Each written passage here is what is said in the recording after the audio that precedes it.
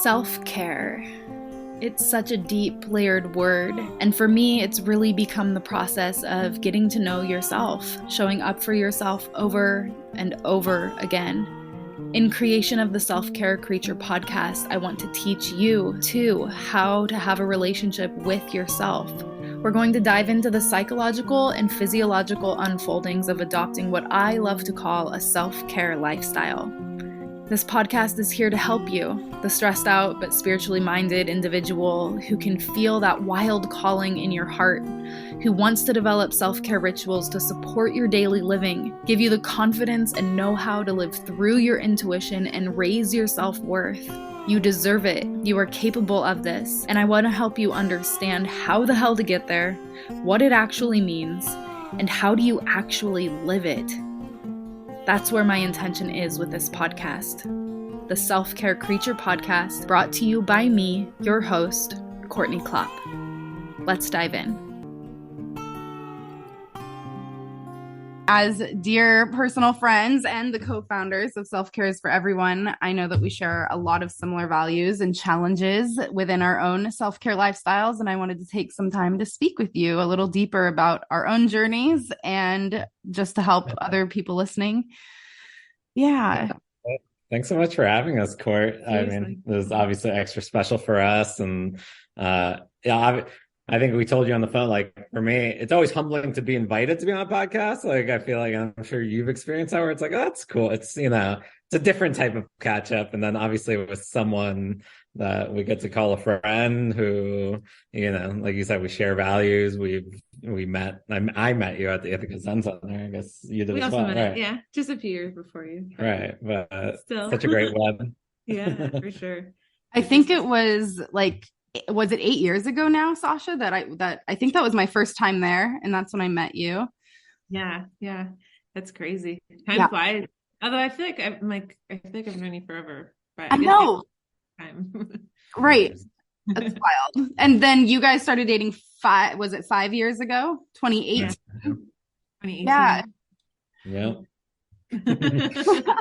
Well, for those that don't know, Sasha and AJ, or as I know you, Alan, is it okay to go by both? Either one, yeah. Okay, great. You're the two co-founders of Self-Care is for Everyone, which is an online mental health advocacy collective and e-commerce storefront. You two are a husband and wife team who started your business 6 months into dating back in 2018, which is really impressive. And Sasha has a background in in counseling with a master's degree from Westchester University. And AJ is an e-commerce entrepreneur with 10 years of experience of building online communities and businesses. They're on a mission to normalize mental health conversations and spread self-care reminders and kindness. Yeah, beautiful. No big deal. NBD.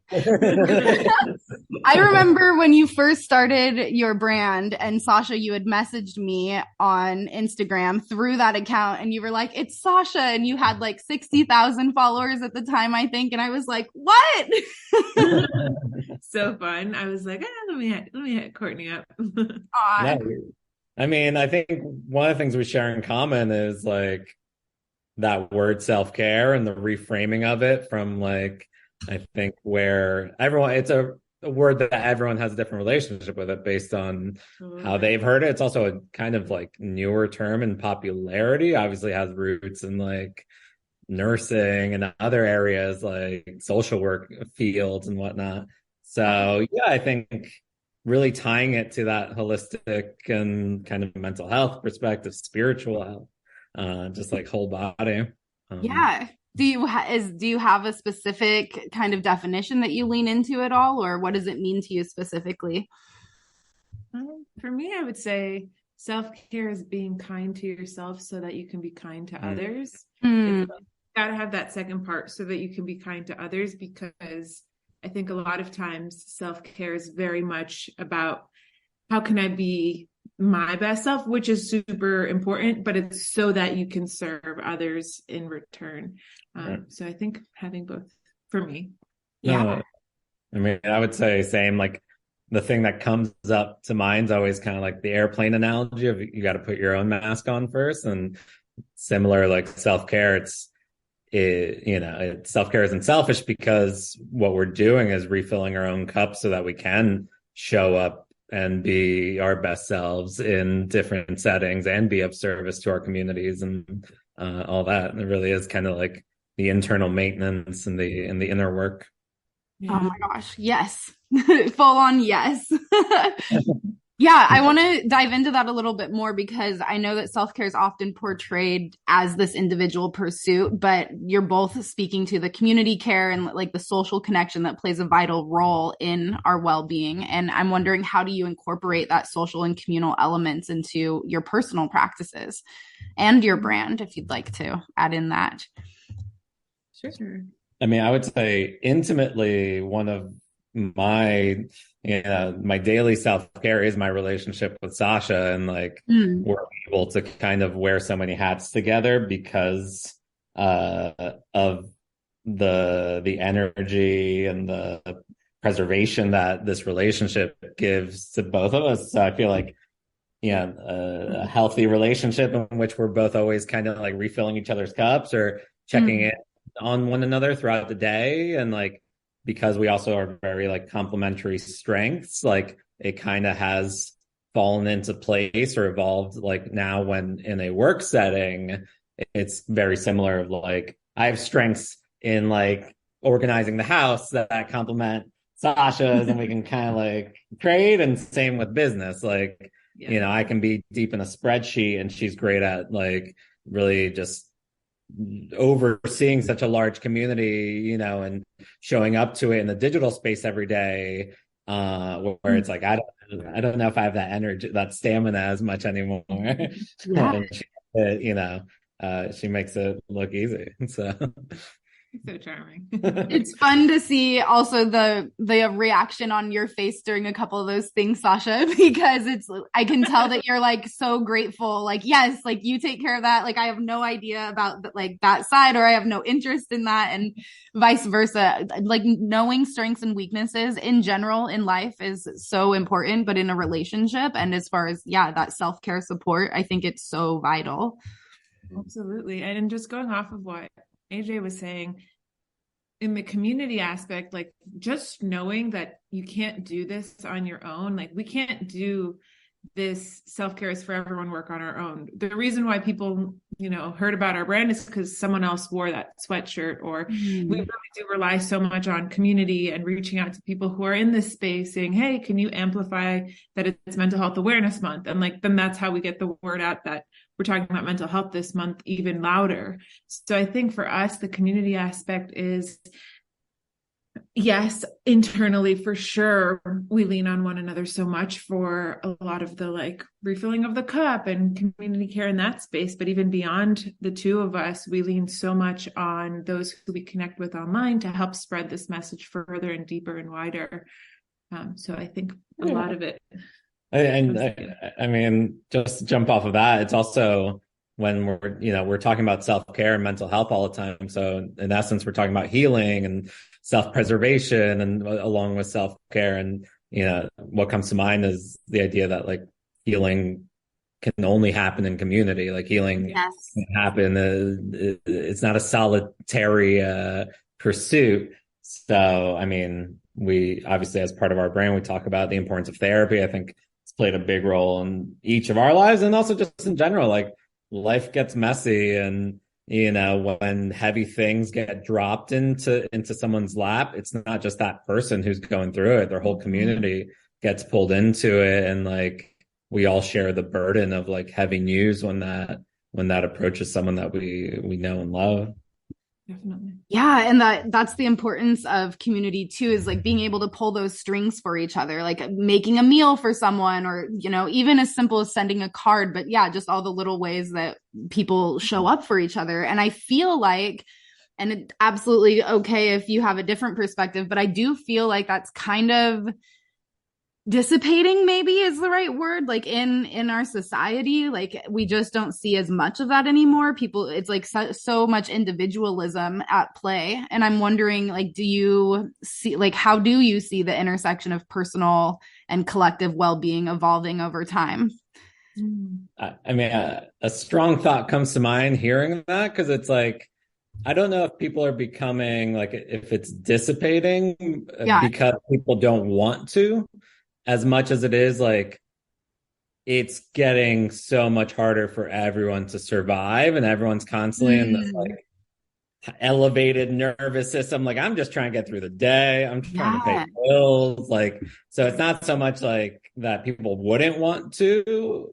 And I think it kind of falls back on us, where it's like we live in the greatest time to be alive technologically, as far as just the abilities of these things, where it's like, it just takes a bit of like creativity and ingenuity to be like, how can we do it in a 2023 way, maybe? Like, I don't know. I think that's where it's like, even with self-care is for everyone, our business is very much like, how can we bring these messages? Like, how can we like, and spread them in a way where it's like, now it's on clothing that people are wearing that can lead to a conversation at a dinner table.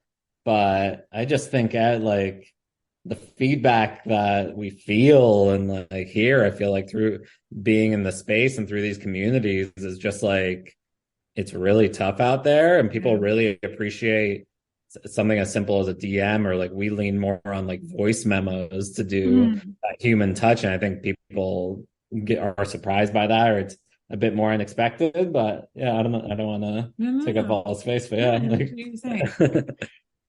I just think it's definitely, earlier what AJ was saying about like just surviving. I feel like there's so much pressure on all of us, and even just this generation of like there's memes about like buying a house as a millennial. Like, it's no longer really accessible to, it just feels, everything feels like there's so much more weight on our shoulders, and just surviving is sometimes people's MO. It's like, I just need to get by today. So it just makes everything a lot harder. Yeah, I love that you're recognizing that and bringing that in. And I really do see that also in the accessibility within your brand. I love the way that there's just so many different outlets. It's like, cool, if you want to buy a sweatshirt, that's awesome. We also have like these templates and worksheets you can do. You can also just share everything for free on social media. And that's what I'm always telling my community and my like classes or workshops too, that is the best part of technology, is like we have the ability to connect in ways that we never had before. And of course, like, you have to be careful because the apps are also designed to draw you in and all of these other things.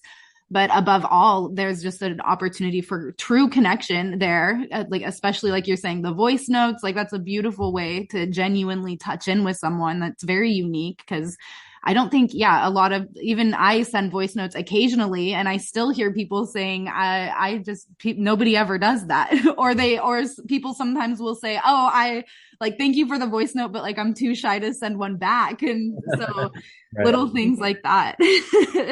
Well, that's where I think some things get lost, where like we're so behind screens and people get so comfortable just, moving their thumbs. There's like a lot of connection that gets lost in between all of that. The emotions of our thumbs, how they've evolved. I don't want to blame it on the pandemic, but like I do feel like a lot of people are experiencing like social anxiety post-pandemic, and just like even when I'm like going to meet with friends who I love dearly and have so much comfort because I know they're not judging me, still get so anxious thinking about like, did I say something weird? Like my mind goes running. And so I think it might be also connected to the pandemic happening, and all of us are just behind screens and Zooms. Yeah, absolutely. I can personally deeply relate to the social anxiety and the anxiety of being in the world. It's interesting the way that it's like built up internally. And then I have to remember, like I am a social person. I like being out. Like, this is okay. Like, talking myself through it, checking the facts. Like, right? Totally. Yeah. And I do want to circle back on what you had said, Alan, about the healing in community, because that's something that I feel so passionate about. And I just love reminding people too, because the work that we do individually, healing in whatever capacity, really can only go so far. It's in community and in relationship that it's put to the test. And I think that's also why we connected so much and feel such a special place for the Ithaca Zen Center, because it's like living that, an opportunity to live that in a community environment. Right. I mean, Absolutely. shout out David and Marcia. Yes. But yeah, I mean, truly, I think it represents for the three of us a space where like peaceful living, where healing is at the forefront. It is possible. Like, obviously, like I don't know. Healing looks different in every season of our lives and based on like our means and things like that, where it's like that space it was beautiful and special to get to know it through Sasha, who her and her family had been going for years, and it's just like everyone there is just so kind, and like it's a loving energy, and the space itself is so gorgeous. The best. Yeah. Like Courtney and Haley. Right. I mean, I had the all-star crew. Right. Okay, I have another question that I'm curious about. This is more about like the pivotal moments piece of your own lives, but we know that self-care journeys, of course, involve setbacks and moments of doubt. And I'm wondering if you'd be open to sharing like a vulnerable or challenging or transformative memory or moment that you can think of in your life that like kind of was like a light bulb moment for you or turned you more towards your self-care journey or anything. Does anything come to mind? I mean, for me, honestly, it feels like right now is one of those moments, like in our lives and in our business, and just like this year, it feels like we're kind of living the pivot chapter right now, where it's like we have a lot of excitement on the horizon, both like in our personal lives and like through the business, like new projects and new opportunities that we've never gotten to do before. Mm-hmm. And all at the same time, the dichotomy of like, there's just been like, it's been a really tough year for the business from a just like economics and like business perspective of like having gone through the past year and a half of like, you know, we've always, our main advertising was Facebook ads and still is, but that has become so much like less efficient. And so like economically and for the business, it's just been like a tough year of transitions and difficult conversations and like an evolution in many ways. Like for Sasha and I feel like are returning back to an earlier phase of the business that almost is reminiscent of like the dorm period where it's just like we're taking on a lot more. I mean, the reason we're kind of like in this season of yes to like podcasts and video creation and things like that is also because it's like we've been in this space and on our own journey, like in this space through this project for 5 years, but on our journeys even longer. Mm-hmm. And I think we're at least, or I'll speak for myself, I'm trusting in the process and where it's taking us of like, yeah, it's now or never, like our back's against the wall. There's no more waiting to show up and just like do a TikTok or to say yes to being interviewed on a podcast or like all these projects that we're taking on, like new things while taking on like core things of the business. It's been a very wild year. It's been managing a lot of relationships through the business and like through friends and family, and also just like I said earlier, some of those unexpected life things that gets dropped on our laps. And it's like, you know, the energy it's taking to once again show up for the people in our lives, but also knowing that can't mean not showing up for ourselves. Just trusting. I think we're trying to trust this process and this period of time, that this is what's necessary for the next stage of growth. That's all you can really do. Sometimes in like the hard moments, you just have to trust that this is a part of the journey, part of the process. It's the first time in a long time where I would say like, I have no idea what 6 months from now looks like. Yeah. It's so different, and it's gonna be that next iteration, whatever this phase is and the chapters that are in it, but it's gonna look very different than I think just these past 5 years, which has been in of itself such a whirlwind with growing the business, meeting each other, getting married, like COVID, like you name it. For sure. Right. Yeah, I think you're hitting on something really big. And I guess this might be a big statement, but I'm going to go out on a limb and say it, that I feel like part of the self-care journey, and maybe this is a little Zen too, but it's learning to trust the unknown and really just be okay with that, and know, like, building trust within yourself that you know how to show up and take care of yourself, and you're going to be there for yourself. And then you've built that out into your community too, and in your relationships. So it's like, I know I'm going to get through it, but I don't know how. And that's really kind of scary, but also exciting. And it's just like such a weird sensation, the unknown itself. I think that how like circles back to the community like care component, where it's like the how and the trust is only comes from, you know, having those people in your life that do feel like a fortress, that do feel like a safe space to just like show up vulnerably and evolve, and like trust that, you know, we're all doing our best. Like it keeps going back to that for me, where it's like, I don't know what to tell folks. Like now at 34, at least, I don't know. It's just like life is tough, and like so are you. And oh, I love that. And we have to like, it's like the social anxiety piece that Sasha was saying. It's like we're all kind of like these scared pups that like, it's like, oh, we all want to feel safe and abundant, and like know that like our livelihoods are secure and all of these things. So I think it's all in community that we build those lived realities and those spaces for ourselves. Like it takes a lot of work, and we're hoping and trusting and praying that like the work we're doing and have been doing is leading to a place that it feels secure, feels like safe, and all of that. Abundant. Definitely.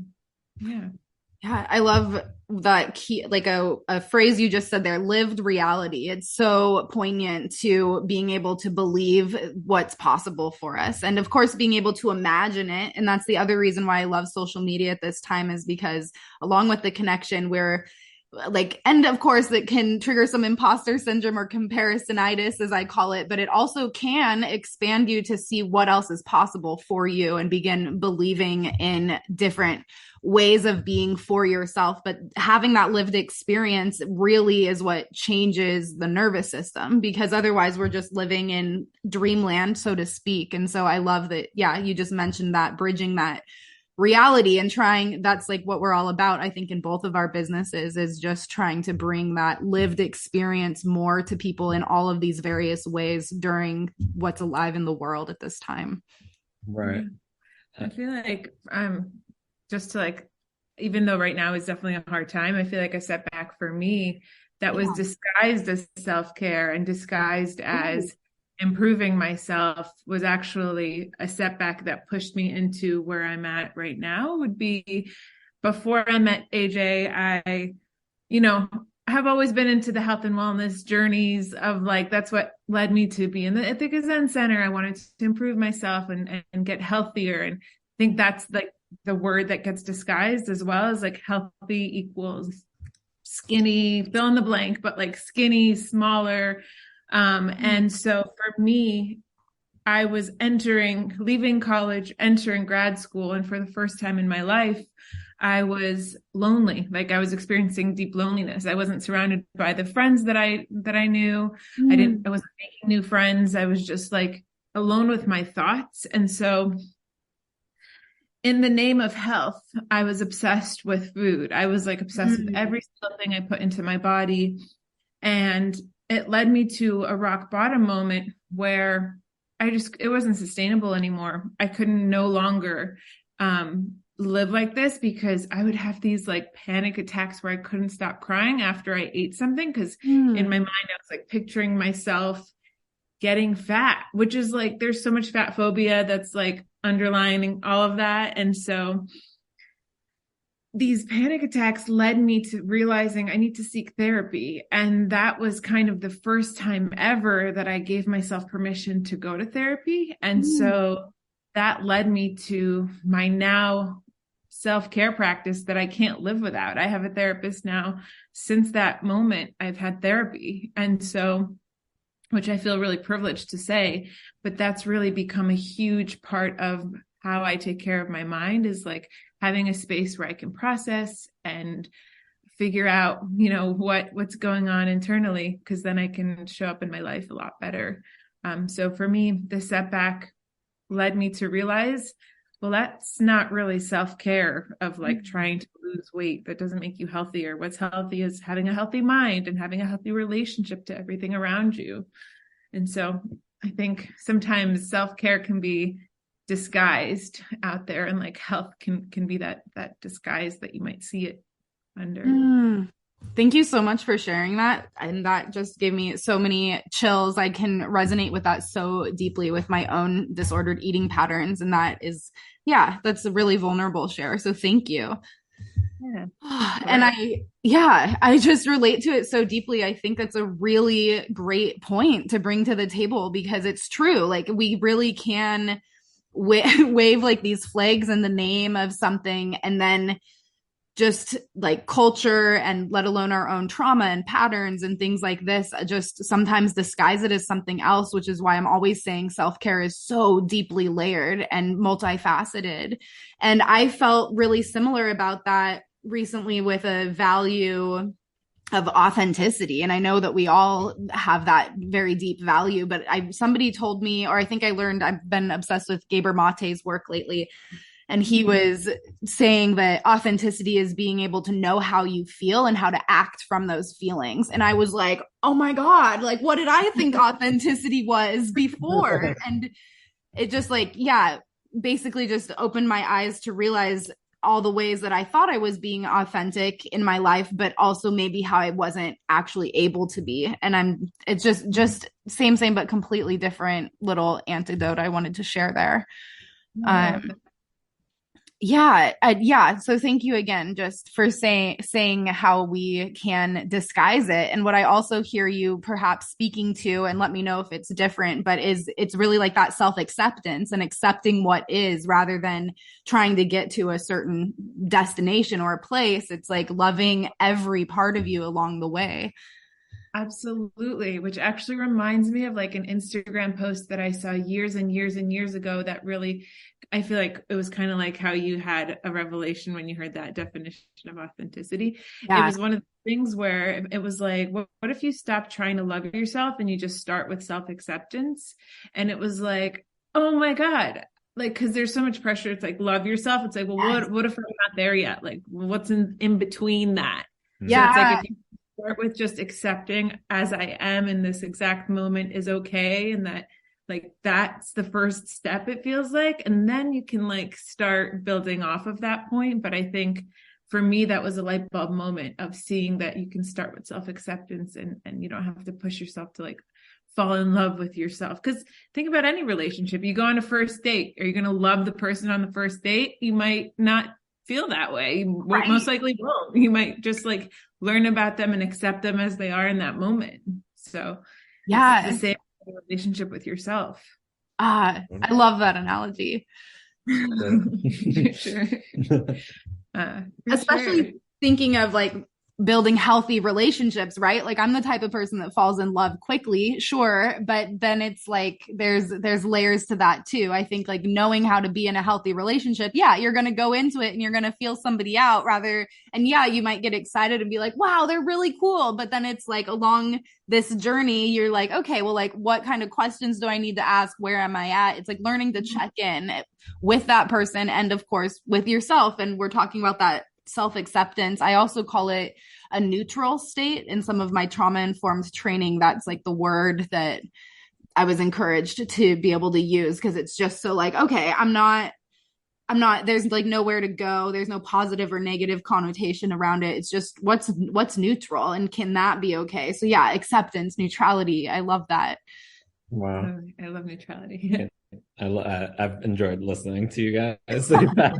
Like dropping bombs. But I mean, just to, I guess, reflect on what both of you are talking about and add to it, it's just like, I keep saying like these are practices. These take effort. These take like structuring our days in a certain way where it's like, what would it look like to actually schedule those 15 minutes in our day where it's like, say loving things to myself in the mirror for 10 minutes, like whatever that modality or the practice is, like, Right. I don't know. I feel like sometimes self-care, at least as someone who relies on my calendar, like I need to like, or I've learned to and continue to kind of try to even get better with it of like, well, don't just schedule work stuff, like schedule that meditation, schedule when you're going to the gym, if that serves you, schedule when you're doing this thing. So it's like, because that's where it's like, we've experienced certainly it's easier to show up when someone else is on the calendar and there's accountability there.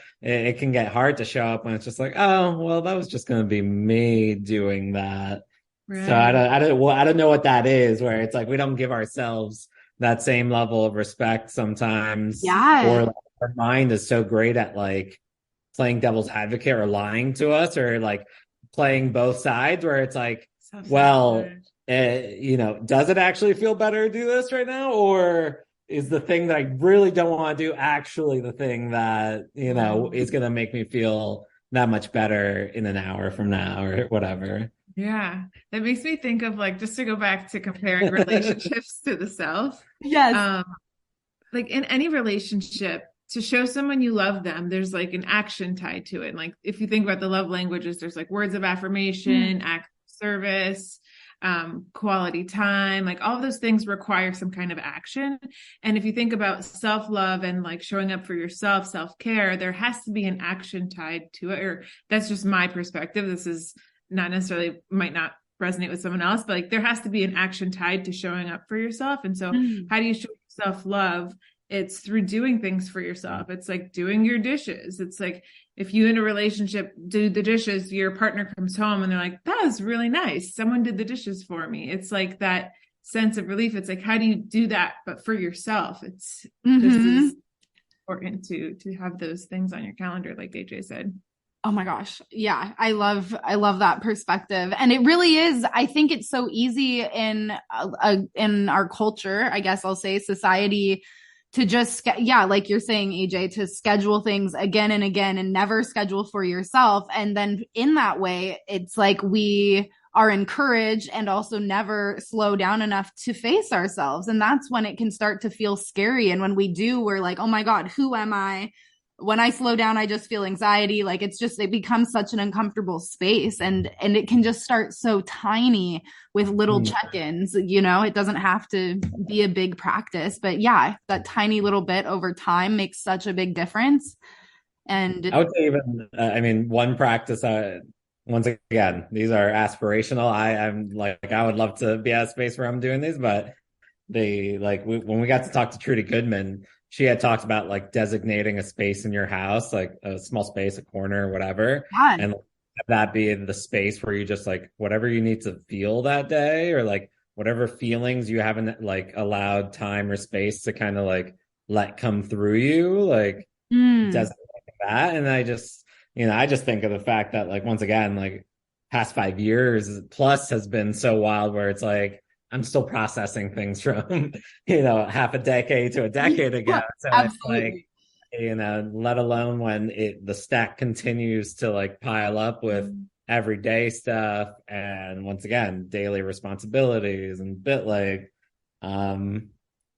where I think it just, for me, it always goes back to like being of service. And how do we be of service? Well, we need to take care of ourselves. And that's where like that loop is continuously happening of like, am I taking care of myself so that I can like help lighten someone else's load, and like we can all kind of just get by. Yeah. I think that what that brings up for me too is like the journey of becoming comfortable with your emotions too, because we all start somewhere, and some of us, sure, it's in our 20s. That's fabulous. I love that generation is doing that now. But for others, it's, 50s, 60s, even 70s. And And even just depending on our various experiences in life and childhood, it's like there is a store up of the unprocessed things. And there's gonna, at least in my personal experience, there's times and spaces that are needed to release all of the rage, to release all of this crying, and to get, it's been a journey for me to give myself permission to not know where that's coming from or why, and to just be in it. And I think part of it is in that buildup, and we don't ever, that's like never hardly acknowledged. Yeah, absolutely. You know what I've been exploring lately? What's that? Exploring this like inability. I don't know. I feel like I'm like a deep person. Like I like to like have a deep love, or like I like depth. But like for me, I feel like I've been experiencing like struggling to like pull out emotions. I don't know, like I can't get myself to that space of like crying, or like I see these like videos of people, they're like their bodies are releasing so much. And I just want to say this in case anyone else experiences this in their healing journey of like, I don't know, I'm like, is there something wrong with me? Like I want to be in that state where I'm like releasing, you know, whether it's like rage or like these deep There could be crying, joy and like extreme that. Exactly. Yeah. So, yeah, I guess I'm just like bringing that up as like some people maybe even struggle with getting to that stage. I can resonate. Yeah. I mean, culturally, obviously, for us men out there, it's not necessarily taught from a young age, and neither culturally, for most of us, not in our households, where it's like, even in my household, I think it was rare to see my dad cry. And then later on, with time, as culturally everyone's evolved, I don't know, like now it's much more common. And much like with Sasha, I just feel like, I don't know, I think it does involve creating spaces, whether it's like that, and that gets to be tough to say, like, I'm going to go do somewhere entirely differently for a week, which means I need to tidy up my everyday stuff and let everyone know I'm taking space. But I think like, that's those super deep emotions are tough to like do in 15 to 30 minute windows when you have a thing and things piling up. It's like, no, you probably just need to get to a space where it's like, you know that there's time and there's permission. Yeah. For sure. Yeah. I think we're speaking to so many different like layers and possibilities too. And yeah, I also want to reiterate that there is no right or wrong way about it. And I too can relate to not even feeling my emotions. I don't know if you guys are familiar with the Enneagram, but yeah, I'm an Enneagram 7, the entertainer, and I'm the type of personality that just is always go, go, go, and actually avoids their emotions and feeling pain, and is always like for the joy and like life is so good. And it was really fascinating to get to a place in my like therapy essentially to recognize that I'm avoiding my own pain. And also like through that, then when I like got to a place where I love that you're saying, Sasha, like, yeah, I want to access that space and it's just like not coming for me, like that's exactly how I felt. Like I could feel, and even still sometimes today, I can feel like maybe I'm upset about something, or maybe I need to cry, and it's like just not accessible. Like it's just not there. And I think, pardon? It feels clogged. Yeah, exactly. That's a great word. Yeah, clogged, a block. I call it like a leaky faucet, like a faucet that just doesn't work right. Yeah. So there's so many different ways to go about that emotional journey.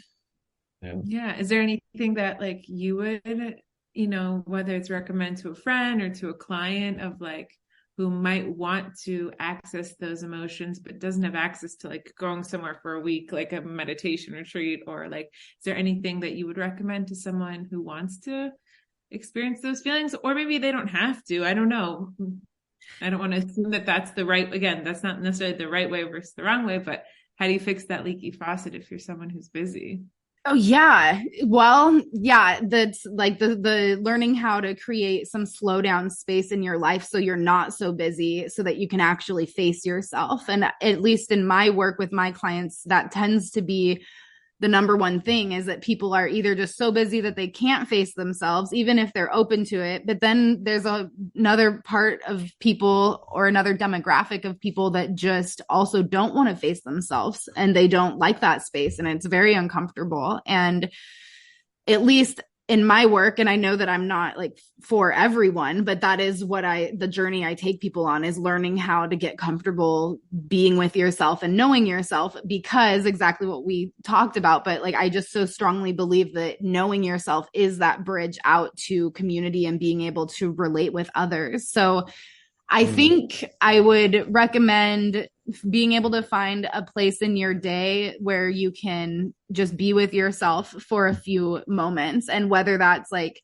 10 minutes in the evening, 5 minutes in the morning, or you have to take like can you take one extra minute when you go to the bathroom at work to like take a breath and just like start there in the tiniest little ways, so it doesn't feel big and like Right. kind of scary, I mean, taking a breath in the bathroom is weird for some people. It does shift really quick when you're realizing like, this is for my mental health and I feel the difference in my nervous system. And I think another part for us, like self-care wise, because I mean, for us, we live and work together. So we're together so much. And like, we're both like empathetic. Like I'm empathetic, where it's like, I do need like complete separation of space. Like I need to take a whole different space to myself in order, as an introvert, to like really fully recharge, or just to like embrace the solo identity for an hour or two. So like like showers are one of my favorite self-care. Nice steamy shower. Twice a day this minute. I mean, it's a free, it's a luxury. Like people are sleeping. At least for me, I love it. Yeah. And it's also a space where it's like we have these aqua notes. Like you can create a whole like affirmation station like in your shower, spruce it up with some eucalyptus and other thing. Like I'm not even scratching the surface yet, but I mean, I think car rides at times, like just getting to like just listen to some fun music loudly, or earbuds and headphones serve as that at times, of just like I don't know, just very like whenever I can give my senses a treat, that's always fun. Yeah, I like your idea of like headphones being like a form of separation, because I think for anyone who maybe lives in a space where like they have roommates that they, I don't know, want space from, but like it's a really tight environment. Like if someone has headphones on, like they're in their own world. They're listening to something you can't hear and you don't have access to. And so there's that like separation in that way of, and we're always rocking frequency sounds or lo-fi, like mostly stuff without lyrics. Just like, you can definitely, like Sasha saying, like take space even in your own bedroom, like, and kind of make it feel like not just the boring old space that you visit every day, but for a half hour to an hour, light some candles, some incense, like whatever it is that makes it feel like an intentional space. And I mean, I would credit you as someone that I've seen like firsthand in your life, kind of like you'll be in a tent and you'll make it like this such a warm, incredible space where it's like, oh, I want to spend time there. And you're like doing your tarot cards and stuff. Like it's just so beautiful. And I think it speaks to, like Sasha's like, we can't always do a week away somewhere, but like, let's do what we can. And maybe it's still not enough. Like, maybe we have more in us that needs to get felt or would love more time. And that's where it just comes back to balancing, like, okay, well, we still have to make an income and like show up things and responsibilities that hopefully also do energize us and serve us in an ideal world. Yeah. And what I hear you also talking about building in those spaces is like the joy and the feel good and the fun. Cause I know also slowing down and being by yourself can, like I'm saying, there can be a lot of resistance there. And we're talking about feeling emotions, which, isn't that like particularly the discomfort and the uncomfortable emotions is what I was thinking of and leaning into there. But yeah, bringing it back to like what enlightens your senses, enlivens, enlightens, and fills you up.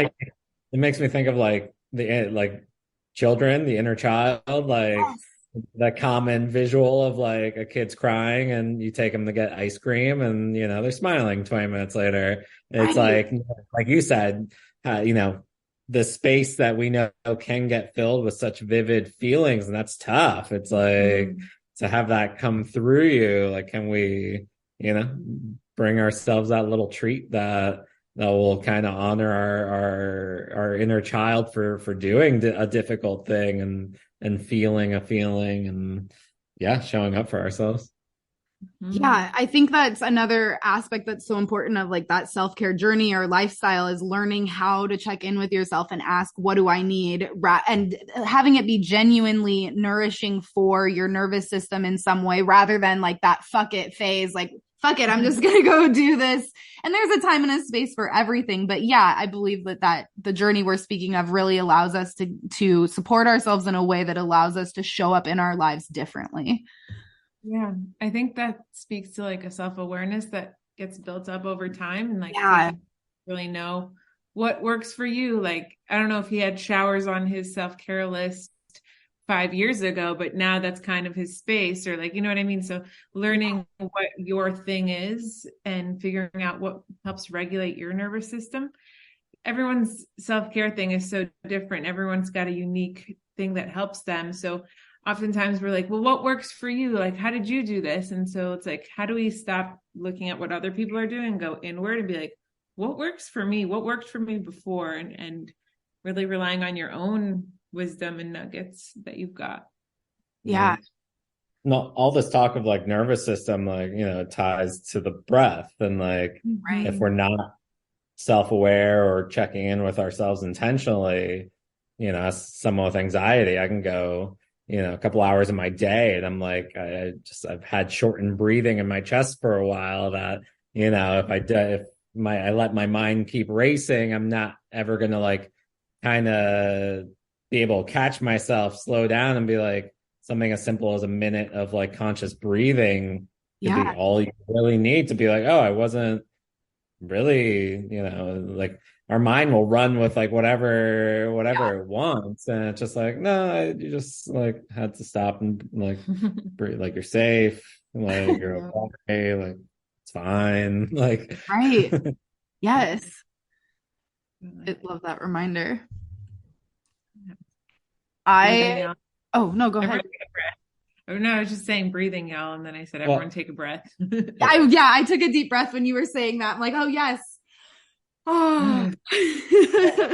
One of the things that you had mentioned, Court, that I'm curious on, not to steal the interviewing job, but it's one of your questions. It's like, is there a mantra that you use? And obviously we're happy to share ours if what we have that like catches yourself to be like, okay, that's the thing. That's the reframe word or the reframe thought. I love that you're asking me this question. I'm trying to think about that. I think a question that has come up for me recently is asking myself, what do you need? What do you need right now? Because I tend to project, and I'm always, when I find myself asking other people, like, how are you? What do you need? And like just checking in on like friends and family, it's often a sign for me, like, hold on. Like, I think you might need to be checked in with too. And like, just kind of turning that around for myself. That's the first thing that comes to my mind. There's another phrase that I came up with a friend, probably even over a year ago. And sometimes during really tough things and like just the monotony of becoming a stable adult, I tell myself, I get to do this. I get to do this. And it reminds me that like, I want to do this. And always the reminder too, I guess this is something that I tell myself. I'm like, you don't have to do it. If you don't want to, you don't have to. And that really just takes the pressure off and allows me to take a step back and And then I'm like, okay, but I do want to like take care of myself, and I do, but then there's always, of course, time and places where sometimes I do decide I don't want to. And I love giving myself permission to really make a genuine decision about that for myself. I guess those are all like just little check-in points for me. As far as like mantras or affirmations, those types of things just vary and change in the seasons of life, Definitely. I love those. Yeah, for sure. And how about you? I mean, the one that comes to mind for me that I feel like is a rallying cry whenever we're like, I've said it like when we're up at 3 a.m. working or just like in the middle of a long day, it's like we're getting there. It's just like reminding myself and, whatever team like I'm with, like we're getting there. Like may not always feel like all the work we're putting in and on that micro is adding up to something. But as we know from experience, like, give it a year, give it 5 years, give it 10 years. Like we are building towards something greater. And like, I think it goes back to like that trust we're talking about. Like we're getting there. We're doing our best. Like we're making intentional decisions. Like it can only bring about like what's meant to come for us. I love that. For me, it would be something that's connected to a train of thought I've noticed myself having. And later on in life, I learned that it was an ADHD train of thought, which is when there's a mundane task like doing the dishes or folding laundry or answering an email, my brain immediately goes, I don't feel like doing that. That sounds hard. And so for me, the reframe is like, well, you can do hard things. Like, yes, you're allowed to say that that's hard, even though that might not be hard for someone with a normal brain type. I can do hard things and I can do this. And so for me, that one has been a really important one that has just been on my journey with me since I read it in Glennon Doyle's book. Hers is, we can do hard things. But then I was like, you know what? I can do hard things. You can do hard things. So that's kind of been my mantra, I think. I love that. Yeah. Okay, I have a final question, and this is kind of just a fun and silly one, but I'm curious if you've ever tried something within the self-care realm that, everyone was raving about. And this can even like tie into like wellness fads or whatever comes up, but then you gave it a try and you were just like, that is not for me. Like, I don't know what everyone else is talking about. Yes. Have you ever had anything like that? Yeah. I think this is what got me to that rock bottom moment that I was describing earlier. Yeah. Keto.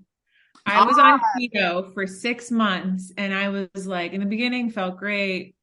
But then every time I would eat anything that had a carb in it, that was what gave me those panic attacks, because I was like, oh my God, my body's, it's over. Like, and like, that was the thing. Like, but keto was such a fad. Like, it was like everyone was doing it, or at least it felt that way. Yeah. Whatever, if you're into that, that's fine, but it's not a lifestyle. Like, that's not a way of living. You can do it for a little bit, but it really, really impacted my mental health in a super negative way. Yeah. Thank you for saying that. That's such a popular trend. Like, I still see keto it's around everywhere still. I'm like, people are still doing this. I'm just so engaged from diet culture at this point. I'm just like, oh, okay. But yeah. Oh, wow. Yeah. Thank you. For sure. And by the way, I've noticed now that I'm at this stage of my journey, anything that says keto on it usually tastes worse. Yeah. Oh, interesting. I'm like, that's how I feel about gluten-free bread. It's gotten way better. It's come so far. But usually I'm like a gluten-free bread product. Ugh. I tend to be gluten-free, so that's why I say that. But yeah. I didn't have a good answer come to mind. The thing that came to mind was TikTok trends when you said trends. Okay. So I was thinking like how we've done like fruit, it's not fruit roll up. Is it? No, fruit roll up. with like ice cream inside and like these different like weird, different weird like TikTok food things that like pretty much teenagers are coming up with, I guess. But like those totally are awesome and do serve. So No, doesn't hold actually on. answer your question. I just wanted to talk about them. Well, now I need to know what the fuck that is. Was it ice cream? Yeah, you take a fruit roll up, unroll it, and then you put ice cream in it and you like roll it up like a burrito, let's say. Okay. And then the fruit roll up gets hard immediately, instantly because of the ice cream. Yeah. And it's got like a crunch to it. And It doesn't melt everywhere? No. No, that was a pretty good one. There was also one with like some weird Amazon candy that like you buy. It's like juice. Well, it's like fruit shaped plastic balls of It was the worst juice waste of plastic. I'm not of like proud sugar of water. this. I'm not proud of this. But it was like a trend and it was really fun because it makes the popping sensation. Like, so you're biting into this like plastic candy wrapper, but it like produces this great pop of like sugary juice. Oh my gosh. Wow. I'm like, now my phone's right here. I'm sure that TikTok will be picking up on those trends for me now, but they're just not in my realm. I'm like, I haven't heard of these things. I love it though. Our algorithm is interesting, isn't it? We'll send them your way when we see them. Yeah. She fine. She's on TikTok I'm way on more TikTok. now. I'm not Right. proud of that either. Oh my gosh, that's hilarious. Fun. Oh gosh, this is Yeah, great questions. Like you're an awesome interviewer. oh wow, thank you. Oh yeah, it's been a pleasure having you guys. I really enjoyed this conversation. Oh, well, Likewise. we love you, Court. Best of luck with the podcast and with the business and just with life in general. And We're gonna I'm see excited this. for our next call off audio or whatnot. He's so. like, best of luck with your life. Right. Like we'll never see each other again. I want to document it. Oh my gosh, that's funny. Well, yes, I'm going to quit the recording, but thank you again. Thanks, Court. Wait a minute. It's the outro. I just want to take a quick moment to say thank you so much for being a part of this self-care creature movement. This is a movement for individuals, our communities, the planet. If you're looking to dive deeper into our community, the best place to start is with our free mini courses, or you can consider joining our SCC membership where you get access to all courses, all benefits free for 5 days, and then it's a simple quarterly membership. We also have many more online and in-person offerings. You can join our email list to stay up to date, or just check out, you guessed it, the Self-Care Creature website, selfcarecreature.com. You can also be a part of the conversation and help form what this podcast is all about. Simply just go to the feedback form in the notes below where you can ask questions and share your thoughts. Lastly, we're going to ask, would you please leave a review on whatever platform you're on right now? We would really love the help to find more creatures in the world just trying to learn to take care of themselves. Thanks for being here, and thanks for taking care of you.